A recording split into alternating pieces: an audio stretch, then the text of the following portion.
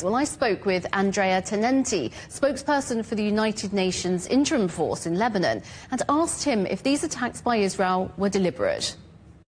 But in the last several days, we have been very clear, also through our statements, that the attacks against our peacekeepers was a deliberate attack for certain positions inside UNIFIL headquarters in Nahura in South Lebanon, when we also were hit in one of the bunkers, close to the bunkers, where they hit the cameras, and another position, the illumination of the position.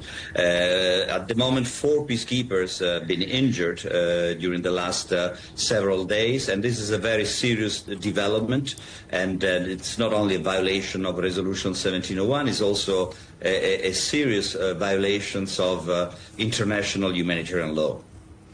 Yeah, Mr. Tenenti, you said that 4 of your workers injured in the last couple of days. You've been in Lebanon since 1978, where your teams have, more than 40 years. Have you ever seen this kind of behaviour by military forces towards a UN organisation?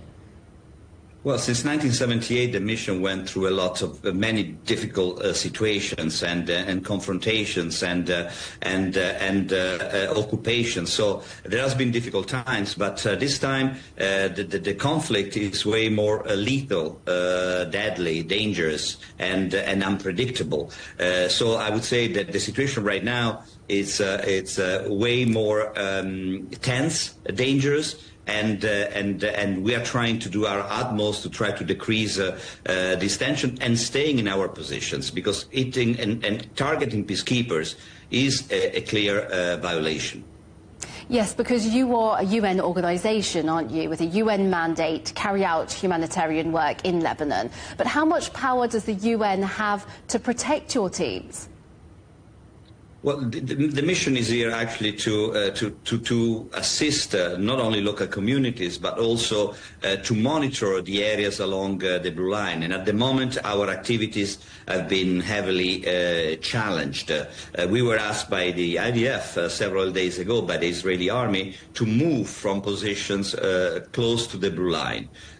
We decided to stay because we are here at the request of the Security Council, and the Security Council can decide how to move forward. We cannot have a member state to ask us what to do. It's important for the international community to be present, but also to try to bring humanitarian assistance at the moment. There are thousands of people that are stuck in villages without basic needs.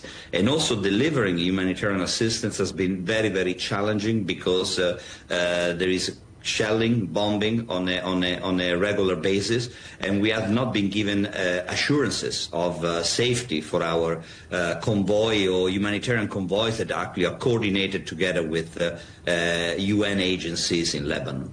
So you say no assurances of safety. How challenging then is it to do your job out there? Well, it's very challenging because when you don't have this kind of assurances of safety, it's very dangerous to move in the area of operation. It's very dangerous to monitor the area of operations. But again, it's important that there is an international community present in the south, although with very limited capabilities right now. And another important element to consider is that we are here to try to implement a mandate that has been heavily challenged, Resolution 1701.